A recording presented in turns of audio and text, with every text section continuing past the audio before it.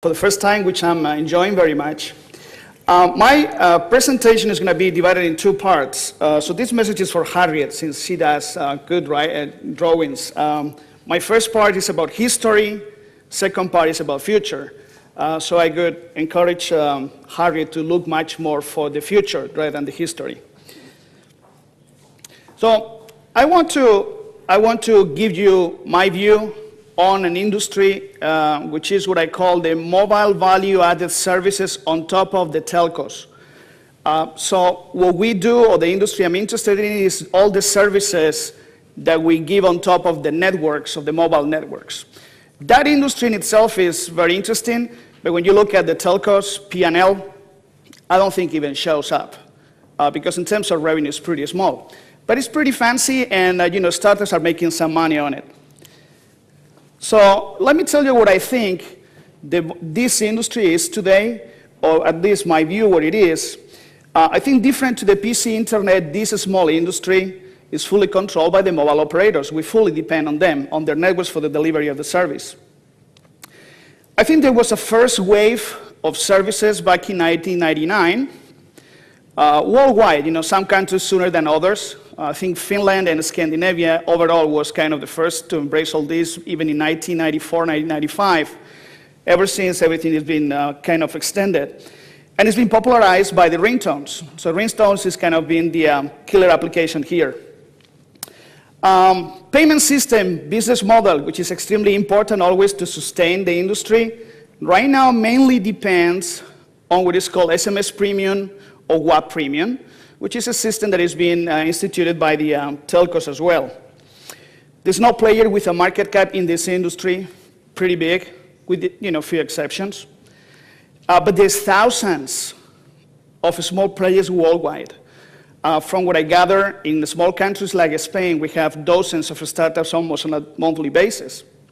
Mobile marketing, in the last 3GSM forum in Barcelona, I would say if it's not like 600 or 700 companies providing that at the forum, it was almost nobody. So it's kind of very crowded. Let me just tell you another two things about this industry with a couple of pictures. This is a company that I work for, and I've been enjoying for the last 6-7 years. That's the current website today. And still is selling ringtones, games, wallpapers. I want to show you the page, the homepage of the same company 6 years ago, okay?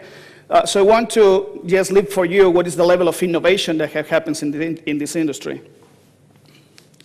6 years ago, we were selling ringtones, games, and wallpapers. Not only in this country, this is 6 years ago in the US. Kind of the same story anyway. Business model is being the same, but it's pretty much like this, with little changes country by country. But essentially, for every dollar a user spends on one ringtone, 55% goes to the telco. In fact, the collection is done by the telco. The content provider, which actually is key because you want to download the most popular song, I don't know, the latest Madonna song, normally takes 40%, if you are lucky. So the rest of the chain remains with 5% of all the money. And actually, let me tell you, I've been complaining a lot about this. Yesterday, I was mentioning or ping-ponging with Carlos about this issue. But what is true as well is that back in year 2000, this payment system did not even exist. So actually, it's been a good invention by the whole industry, including the telcos, that finally, at least there was some, if not very beautiful for us, but at least some business model or some system in which you can really get some money paid back to you. Unfortunately, depending on the countries again, since you are collecting from the telcos, even this 5% comes to you only 180 days after the real purchase has been done. So this industry as well have some working capital problems in itself. So let me go to the future, Harriet. So now it's kind of what I think is my view of the future. And what I think is going to be this industry going forward. you know, I would say it's my courage to say in front of Google here that I think no browsing on the cell phones is what everybody or every real big user wants. Now, no browsing means that the average user of a cell phone, and I want to remember Alex's words yesterday, is everybody with a cell phone, not only the 5% of big users like all of us, but mainly the other 95%. They don't want to browse through the cell phone. They just want to make phone calls, send some messages or receive some messages, get alerted about something, but get to the point. So what I mean by no browsing is the applications that I think are going to survive on the cell phone are going to be the one-click applications. Just one click or 2 clicks, you go to the point, period, no browsing. I think alert-driven, different to the PC, with a cell phone you are on the go. So you are on the street, you're on a bus station, you're moving. Alert-driven means that when something is appealing to you, you're going to get alerted somehow, you're going to be signaling. And that's good on the cell phone. You can grab the attention of anybody. We're used to that. We listen to to a ringing of the phone, we pick up the phone. So it's an alert-driven element. Both in terms of time, so when you send the alert, when you are alerted, the time is extremely important. Not only the time, but the location as well. So if I want to really engage into mobile commerce at some point in the future, I want to engage you on your cell phone when you are on the street close to the retail store at the time that you are passing by. Not any other time, because you may be at the office, sleeping, or whatever. So no browsing, alert-driven. Very special purpose apps. I don't believe in general big applications that are worth for everything. I think different people love different things. Obviously, we have to come up with a few applications that are worth for some verticals. But what I mean by special purpose apps is that our intention is that any content provider, any online business on the internet will be able to mobilize their content into the cell phone, automatically. And that means a specific application for that content provider. I want to start talking to this, try to explain this as disposable apps. I take an app, I use it, I don't like it, I throw it away, get another one because I go to another content provider. But let me show you exactly what I mean by this with one of the products that we're launching into the market now, which is video on the cell phone. So essentially, we are talking to all the content providers or the video providers out there on the internet. There's thousands of videos out there. Almost every small newspaper, TV station, they're already doing things on YouTube, but they have their own YouTube as well. So all this video on the internet is kind of widespread. We want to tell all of those thousands of websites, or hundreds of thousands of websites, they can enable all their content immediately, in a matter of minutes, with our tools. And that's what I mean by a special purpose app. A content provider for tunes, or as we are working with some TV stations here, for you as a TV station, that's your kind of Berggi video. Now, you own 3 things as a content provider. You have the content, you have your clients already going to your website, and most important, you already have your advertising chain put in place. So it's up to you to just use our tools and mobilize everything. So that's what I mean by a special purpose app. Again, all these applications are 1 or 2 clicks. People don't want to browse. I just want to see the most famous or the most watched YouTube video today, period. If I want to really browse, I'll go to the PC. Special purpose means location as well.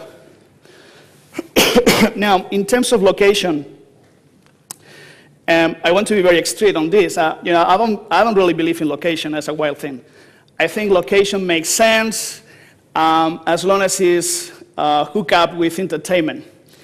And we have chosen in Berggi that entertainment going forward, entertainment that is linked to some business model. It has to be linked to hunting or dating, which is pretty much the same. So our location-based applications are, again, 1 or 2 clicks.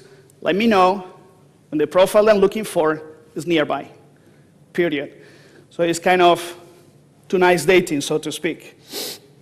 Now that hunting feeling that gets into your adrenaline, I think, is what people are willing to pay a lot of money for. So that's why I think there's a lot of business model around this. Obviously, we have some other things. I think I'm going to skip about this. We are working with partners, so we actually think that we are, white label enables. This is our kind of partner in China.